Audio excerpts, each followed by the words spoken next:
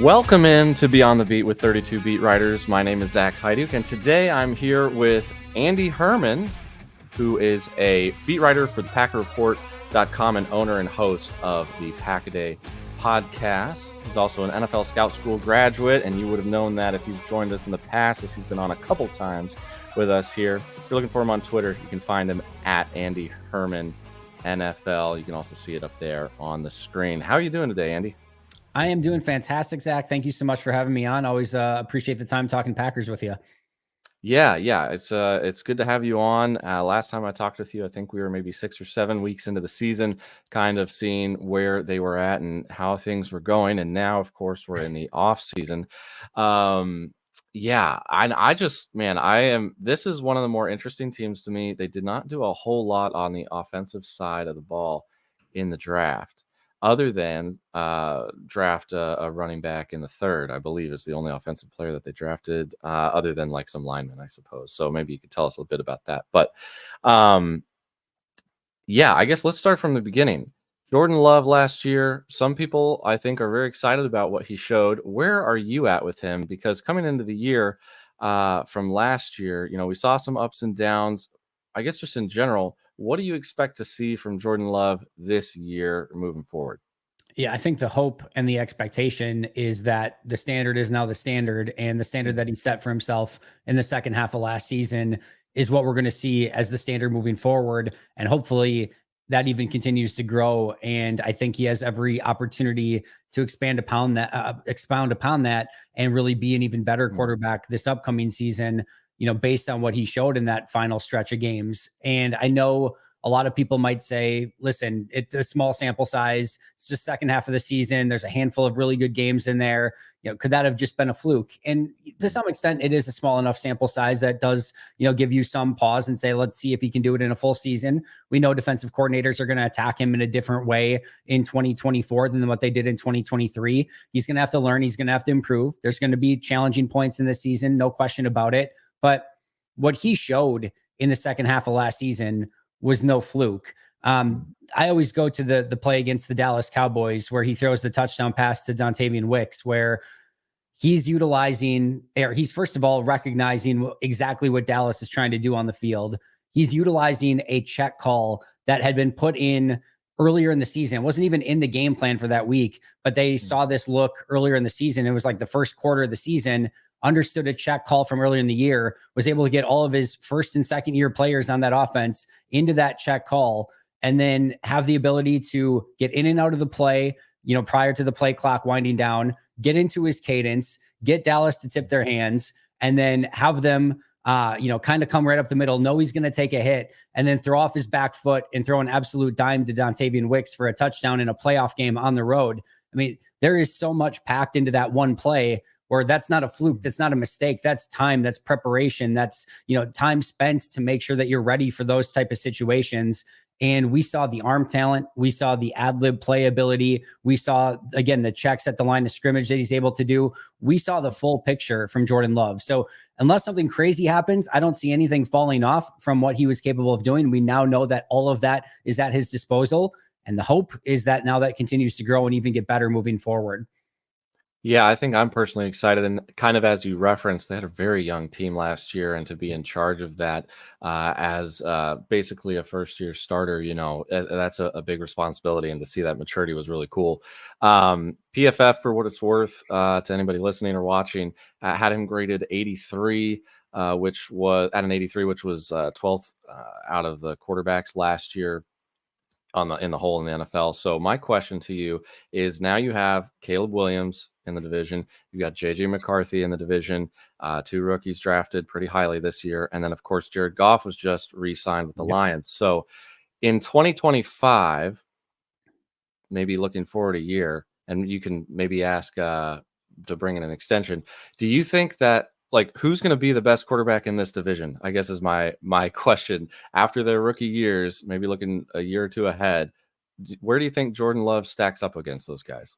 Yeah, I like Jordan for, the next couple seasons. I listen, I think Jared Goff has done such a tremendous job in Detroit. I think he deserves all the credit. Kudos to him on getting the big contract. We'll see how that plays out for the Lions long term, but I think he definitely deserves all of the recognition that he's getting for taking a Lions team that had not been any sort of perennial playoff team and really helping that team become what it is right now. And whether he can get them over the hump and win a Super Bowl, those are all things that are going to be, remain to be seen, as it is going to be for every one of these NFC North quarterbacks. And then again, just sort of being jettisoned off from the Rams and then putting other stuff in the deal for Detroit to take him. And then, him to have that resurgence has been, as a football fan, really fun to watch. And like I said, he's done a tremendous job. So he's definitely in the conversation. But I think, as we saw at the second half of last season, if we're talking about peak upside and what I think Jordan Love can bring to the table, if he can show that on a consistent basis, I would take Jordan Love over that. I think, again, Jared's definitely in the conversation. And then we're talking about two rookies, obviously, where we need to see sort of the basics and then just how they perform in an NFL.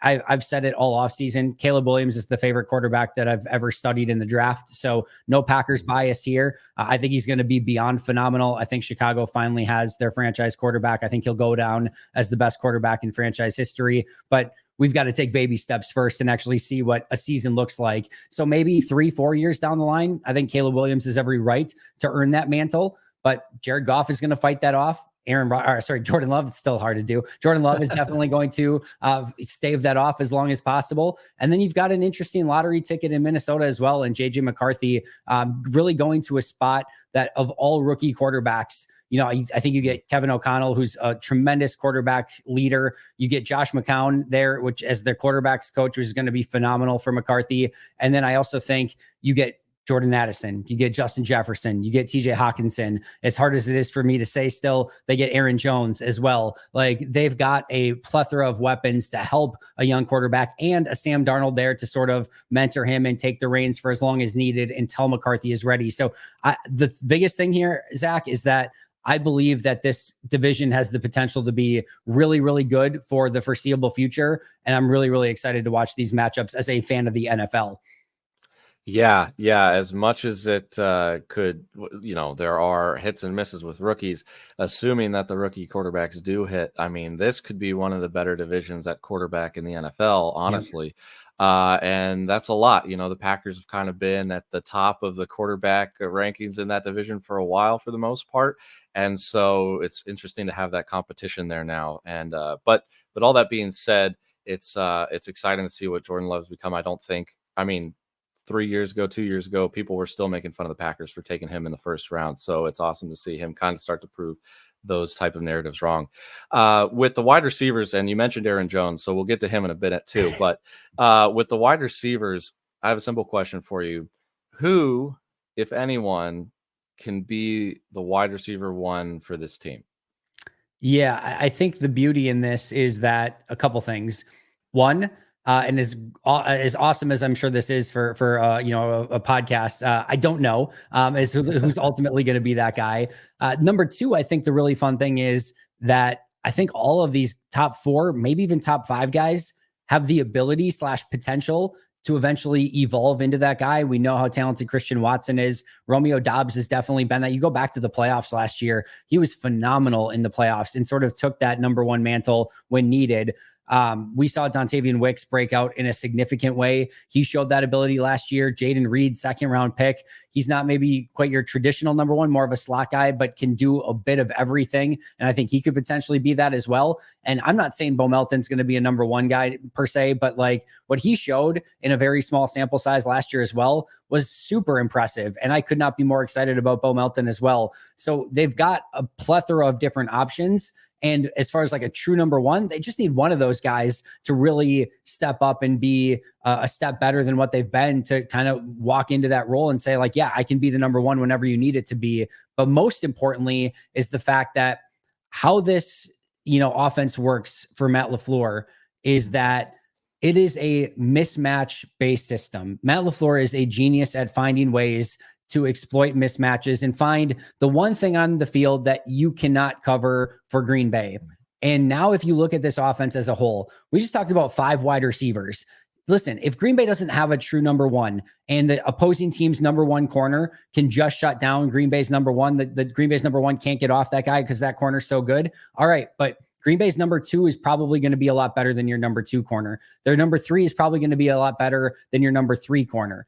Also, you've got Luke Musgrave, you've got Tucker Kraft, you've got mismatch pieces at both of those spots that you can utilize. You've got Josh Jacobs and now MarShawn Lloyd out of the backfield that can cause some mismatches. So Matt LaFleur is not going to care who is number 1, 2, 3, 4, which players are on the field. He's going to use a variety of different formations, a variety of different personnel groups. Those guys are going to be in and out of the lineups, and he's going to find the 1 or 2 mismatches that he can exploit over and over, and he'll take care of that. And if you look at the end of last year, there's a game Dontavian Wicks was the leading receiver. There's a game Bo Melton's the leading receiver. There's a game Romeo Dobbs is the leading receiver. We've seen Christian Watson do it. They don't care which one it is on any given day. They just want to find that mismatch and exploit it over and over, and they've definitely got the pieces to do that. Yeah, and you pointed out Dontavian Wicks last year before we got into the season, and he certainly delivered for what you'd expect him to do. I think he started 6 games, played in 15, and had like 581 yards, which is pretty successful for a guy drafted where he was drafted. So with Watson specifically, I know that he was seeing a specialist somewhere. I don't remember the name of where. Yep. Okay, gotcha. Do you see any promise with that? Obviously, it seems to be a pretty big concern. Do you think he can actually stay healthy for better than 9 games like he was last year? It would be nice if that could be the case. Christian Watson and Eric Stokes both spent time in Madison and just kind of studying their bodies and figuring out what's going to be best for them moving forward to try to keep both of those players who have been oft injured over the last couple seasons healthy. Green Bay obviously put time, effort, and energy into that to figure out how they can keep those guys healthy. They also brought in an entirely new strength and conditioning staff. And even at rookie mini camps, there was a night and day difference in how Green Bay was warming up for practice. They spent a 20-minute period going through stretches and warming up, and it was done in an entirely different way. Prior it was shorter. Prior they did it, like I said, differently. They also had everyone, all 90 players together doing the same thing. Now Green Bay's got the skill position players on one side. They've got the big defensive tackles and offensive linemen on the other side doing drills that are more specifically, beneficial for their specific body types. They're trying to do everything that they can to set these players up for success with stretching, strength and conditioning, all of it to make sure that these soft tissue injuries no longer happen. It's been an issue for Stokes. It's been an issue for Watson. It's been an issue for a variety of players in Green Bay. And I think, quite frankly, they're sick of it, and they are going to do everything they can to try to eliminate those moving forward. Now we just have to sort of wait and see if that's going to be fruitful or not, or if it was just sort of, just luck of the draw. And unfortunately, sometimes those things happen. Yeah, I certainly hope so, because from a fantasy perspective, at least, I have Christian Watson, and I was just so frustrated. Obviously, I've cheered for him anyways, but it'd be nice to see him stay healthy, and then of course Stokes at corner, like you mentioned. Since you mentioned it a little earlier, we'll dig into Aaron Jones, that situation right now. They let him go. He's with the Vikings now, helping out the JJ McCarthy. But as you also mentioned, they brought in Josh Jacobs from the Raiders, and then drafted in the 3rd round rookie MarShawn Lloyd out of USC. So how are those 3 guys going to be deployed this year? You've got A.J. Dillon still there, of course. So how is the rotation going to look, you think, to start the year? And then maybe by the end of the year, do you see any changes?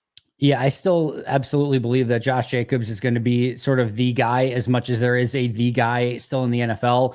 We're definitely going to see them be careful with Jacobs to make sure that they're not overextending him, to make sure that he's ready to go at the end of the season when they need him, hopefully come playoff time. So I would expect a very similar Aaron Jones-esque role with maybe a tick up. I think both Mike McCarthy and Matt LaFleur were always hesitant to use Aaron Jones in a extensive role just based on his body type. I do think you have a Josh Jacobs who can maybe handle that a little bit better, but I still think they're going to be cautious. And then I think that number 2 running back becomes a lot more interesting. You have A.J. Dillon, the experienced number 2 back. I don't think they really expected to get him back. They got him back on a veteran deal. There's a veteran benefit where you get to pay him the league minimum, or you pay him actually a little bit more than the league minimum. I think it's double the league minimum, but on the salary cap, it only counts as the league minimum. So I don't think they ever expected. I think Dillon was going to test the open market. I think they expected him to get more money elsewhere. I think he took less money to stay in Green Bay. So they're like, all right, well, why not? It's another option for us. But I think they also very much understood. You go back and look at last year, the year before that, when Aaron Jones wasn't in games, they lacked any sort of dynamic playmaking ability at the running back position. And that's not to say that A.J. Dillon is bad. He's not. He just lacks that playmaking burst of the 15, 20, 25 plus yard runs. that has been a tougher thing for him to establish in his NFL career. With MarShawn Lloyd, you bring in someone that has that true legit playmaking ability. Even if Josh Jacobs is out for some games, or even if he's on the bench, you still have that type of playmaker. So I would expect MarShawn Lloyd to have a real opportunity to be that legitimate number 2. And then I think they'll find some unique ways to use AJ Dillon. I think certainly third downs and blitz pickup, that's something Dillon does very, very well. I think you could see him in some of those sort of roles, some short yardage situations. But they're going to need all 3 of those guys through the course of the season. But I'm really excited to see what Lloyd can do as potentially that number 2 and potentially as a playmaker off the bench.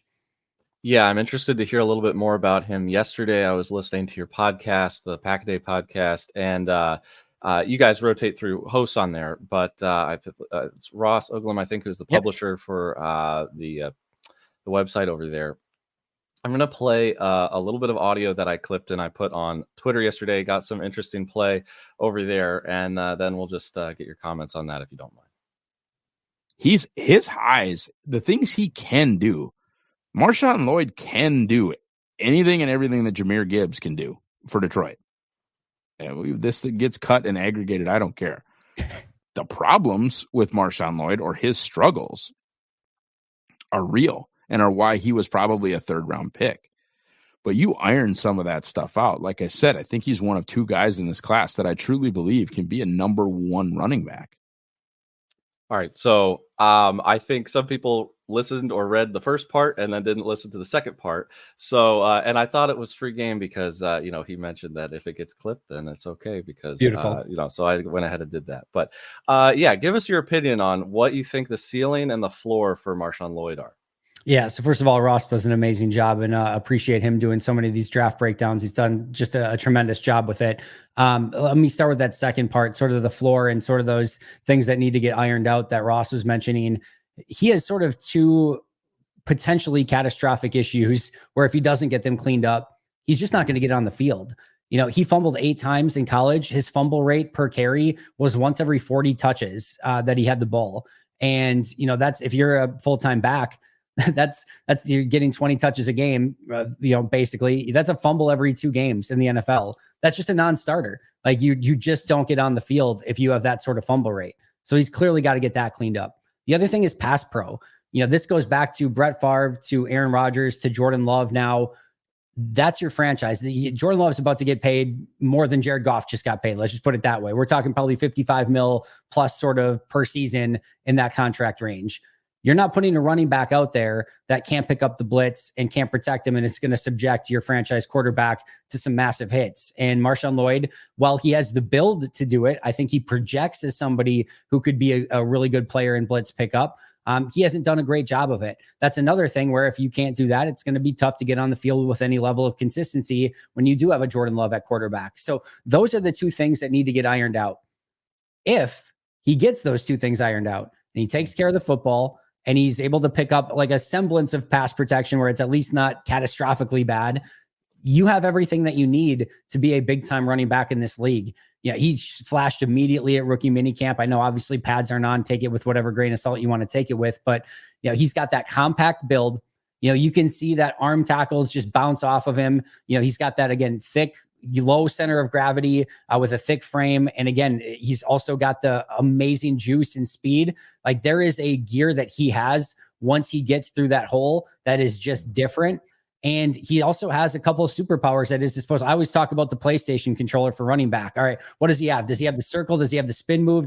He's got a great stiff arm. He's got the X. He's got an unbelievable jump cut, and a juke move. Easy for me to say. He's got both of those at his disposal. He's got a great turbo button. He's got that great speed. He's got a variety of different things that he can do where if he gets you in space, he can just win. And I think that's going to be something that, again, Green Bay was lacking with that playmaking ability when Aaron Jones wasn't even on the field. And even when Aaron Jones was on the field, he didn't have that 60, 70-yard touchdown run ability. He got caught from behind a lot, where a lot of those were 40-yard runs, which you're not complaining about. They were phenomenal, and he did a great job with it, but he would get caught from behind. Marshawn Lloyd's not getting caught from behind in the open field if he gets some of those opportunities. So I think just a different flavor of running back from what they've had. And if he can get a couple of those things ironed out, yeah, he has the ability to be really, really good. I actually talked to Jim Nagy from the Senior Bowl for tomorrow's episode, for Friday's episode, and he said it was his favorite running back in the draft. He had him number one running back, and he wasn't the only one. Daniel Jeremiah, NFL Network, had MarShawn Lloyd as his number one running back in the draft. So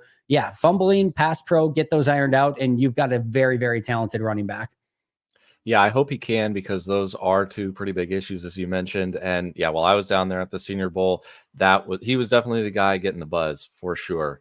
So I was just praying that he would get that third round draft capital, because I'd really like to see him succeed. And yeah, I had that note as well for Daniel Jeremiah. He had him a spot ahead of Jonathan Brooks, which I know was drafted, I think, pick 36 or somewhere thereabouts. So to wrap up the running back conversation a bit, with Josh Jacobs coming in, he signed a multi-year deal, but if he doesn't perform as well as maybe Green Bay is hoping, or maybe if Lloyd overperforms, how do you see that playing out? Because at least I, as an amateur, when it comes to contracts, was looking at things, it seems as though if they wanted to, they could get out by next year. So do you see Josh Jacobs as a 1-year thing, a 2-year thing? What are you thinking there? Yeah, this is definitely one of those. It's a 1 year and then we'll see sort of contracts, and it gives Green Bay flexibility and options if they want to continue with Josh Jacobs, certainly. And I think the hope would be that Josh Jacobs just plays well enough that you want to keep him going on the contract that he's on, and keep him for as much time as you can, and as long as he can continue to play at that high level. But if the Josh Jacobs that we saw even this past year, where he didn't have quite the explosiveness that he did in 2022, shows up, or like you said, MarShawn Lloyd is just, as good or maybe better than what Josh Jacobs is, then yeah, they're going to have the ability to get out of that contract, or maybe try to restructure with him, a couple different options there. So I think the thing that Brian Gutekunst does such a great job of is always giving himself outs and always giving himself options. And I think even like bringing AJ Dillon back, for example, like they probably could have gone, and obviously they didn't know when they brought Dillon back that they'd get Lloyd in the third round, but they could have easily gone, with MarShawn Lloyd, or a draft pick plus Emmanuel Wilson plus Josh Jacobs going into this season with no AJ Dillon, and probably would have felt just fine about it. But they've got now another option that's played a lot of snaps in this offense, that knows the system, that's done short yardage, just deployed on every single situation in Green Bay imaginable. It just gives you as many options as you can. And with that contract with Josh Jacobs, it's the same thing. It's a 1 year wait and see, and see how he does this year. And hopefully, like I said, he just performs up to expectations, and that's a great contract for Green Bay moving forward, and they just want to keep him on it. Yeah. Okay. We'll have to monitor how that plays out then. With the tight ends, we'll go back to the pass catchers here for a bit.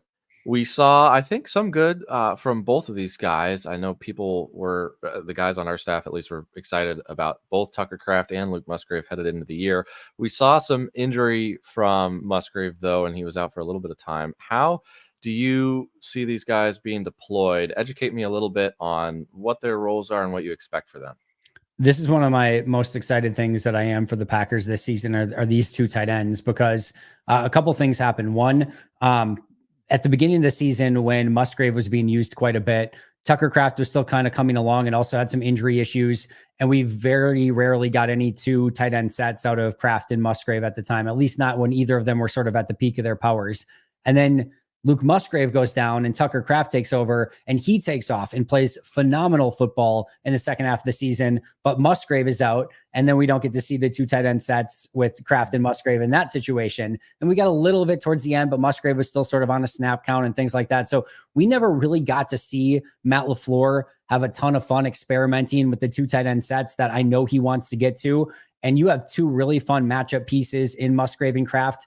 The even better thing is, Kraft really improved as a blocker last year. So as good as he was as a receiver, especially after the catch, that ability to actually pass protect and run block makes him a much more viable true tight end that defenses have to know at any given time. He could be a good run blocker. So you have to maybe go a little bit bigger, or he could be used as a threat as a receiver. And then Musgrave, while he's never going to probably be at that level and never going to be a great blocker, he's a really great effort blocker. He does everything he can. He's a little bit more of a slight build. He's a 6'6" speed guy. He's not going to win with leverage, but he does everything he can to get to his landmarks. He gives all the effort that he can. Like I said, never probably going to be dominant at it, but you always just want those guys that are at least working at it and trying at it. And he gives you that as well. So in the run game, you do kind of have two legitimate tight ends that you can run behind and not feel like we're going to just get beat up by if we try to run behind these two tight ends. So defenses do have to honor it, but The play action game, which we know is so prevalent with Jordan Love in Green Bay, is going to be a huge weapon with both of those guys. And I don't even think either of them have remotely scratched the, capabilities that they have as tight ends. I think both of them have so much opportunities to continue to improve. We usually see that being a position that does get a little bit better over time, but both of them put together a pretty impressive baseline as rookies. The sky's the limit for both of them. I could not be excited more about those two tight ends and what they're going to be able to do in 2024. Yeah, it would make sense that they want to deploy both of those guys at the same time with that scheme. So Yep. it should help both the running game and then you mentioned the play action game. So that's exciting to see. Overall, they last year went 9-8. They did make the playoffs and they beat the Cowboys out there in that wild card round 48-32. It was a great game to watch there. Their current line right now is 9.5 wins, so over under. How do you feel this about this team, and where do you think they're going to finish on the year? Yeah, just kind of looking at their schedule. And again, we don't know how these matchups are going to go with injuries and things like that. But I'm kind of looking at that 11-6 sort of range for Green Bay. I think that feels right about where they could end up based on their schedule and based on where they're at as a team. I think they have enough depth at most positions outside of obviously if you lose your quarterback for an extended period of time that they can get by with injuries. There's a couple big questions that I have about this Green Bay team as to, what kind of ceiling they can ultimately reach. I think one is they've remade this defense in a pretty significant way. Jeff Hafley is in as defensive coordinator. They bring in a Xavier McKinney, Edgerrin Cooper, Javon Bullard, both of those guys in the second round. This is going to be a totally different defense. They're moving to more of a 4-3. We know still it's going to be an 85% nickel league anyway, but they're going to play a little bit differently than what they have in the past. A lot of single high safety, some more press coverage on the outside. This is going to look like a drastically different defense. Is that better? Is that worse? Is that the same? We'll have to wait and see. But I think that's question number one. And then question number two for me is just how they handle expectations. They had a blank check last year. Nobody expected anything from this team. They're like, yeah, they'll be somewhere in the middle of the pack. Probably not terrible, probably not great, but maybe like a 7-10 team, 8-9 team. But nobody had any real expectations for them. And you go from that. And same thing with Jordan Love. Nobody is like, well, we don't know what to make of this guy. Maybe he'll be something. Maybe he'll just be an average quarterback. Maybe Green Bay finally gets their comeuppance and doesn't have a Hall of Fame quarterback for once. There was no expectations. And now you look out there and Green Bay is in the Super Bowl conversations with a lot of the top pundits out there. And Jordan Love is, I think, a top 5 player in MVP odds. And so you go from no expectations to literally Super Bowl and MVP in a 1-year period of time. And just how they deal with that change in expectation is going to be, I think, maybe the biggest question for me. But they have all the potential and the opportunity to continue to get better. They have the playmaking and depth that they need. And now it's just up to them to see how they go out and perform on this season that has a really fun schedule for them, as we found out yesterday. All right. So if you're a betting person, maybe take the over on that win total there while you can get it then. We've got mandatory minicamp starting June 11th. OTAs begin earlier than that, of course, beginning this Monday, I think, on the 20th. Are there any specific things you want to see from any specific players? What are some things you want to watch for as we head through the offseason? Yeah, a couple things. We talked about the defense and just kind of wanting to see how this defense operates. It looked different in rookie minicamp, but obviously it's going to be a lot different when the veterans get out there. So just kind of want to see how these guys line up. Is it kind of what we're expecting with a post safety and a box safety, more press man on the outside, or just how multiple are they in their looks? I think that's going to be super interesting. Then just some players to keep an eye on. I think Eric Stokes and Carrington Valentine specifically are two players that I want to keep a really close eye on. Eric Stokes has such a weird career trajectory so far. Rookie season comes in, first round pick. Jair Alexander goes down. He gets the number 1 corner job basically by default and has a really nice season. Gets matched up with Justin Jefferson and Jamar Chase. And like I said, some really fantastic wide receivers and basically holds his own. I'm not saying it was this phenomenal Pro Bowl caliber season or anything, but he looked like a legitimate good starting corner in his rookie season. He comes back his second season, first 8 games of the year, and looks nothing like that corner. Took a major step back and really struggled in that first part of the season. Then gets an injury the second half of the season that knocks him out the remainder of the year. Has a setback to start his third season, misses the first part of the season, comes back, plays 2 special teams plays, injures himself again, goes out, comes back, plays 2 games on defense they looked extremely rusty at, then has another injury that knocks him out for the remainder of the season last year. He does not get his 5th-year option picked up. And now we're in year 4 of Eric Stokes. We saw a really good rookie season, really bad Eric Stokes after that, and then a year and a half of injury-plagued nothingness. So what you make of that going forward and what he is in this season is going to be huge for Green Bay. And then regardless of whether that works out or doesn't work out, Carrington Valentine, a 7th-round pick from a season ago at that same corner position, was somebody that really impressed Green Bay. Brian Gutekunst could not talk about him positively enough this offseason. Matt LaFleur's talked glowingly as well. So I think they really expect him to make that second-year jump. Do not be surprised if it's Jair Alexander and Carrington Valentine that are the starters on the outside, and whatever they get from Eric Stokes, they consider sort of a bonus at this point. But those are kind of the guys that I'm going to really be keeping an extra eye on. Okay. All right. Yeah. I know that defense was kind of somewhat kept them back last year, it seemed. So hopefully they're able to iron some of that out, as you mentioned, and also get healthy. Well, thanks again, Andy, for joining us. And go ahead and just remind everybody where they can find you and your work, if you don't mind.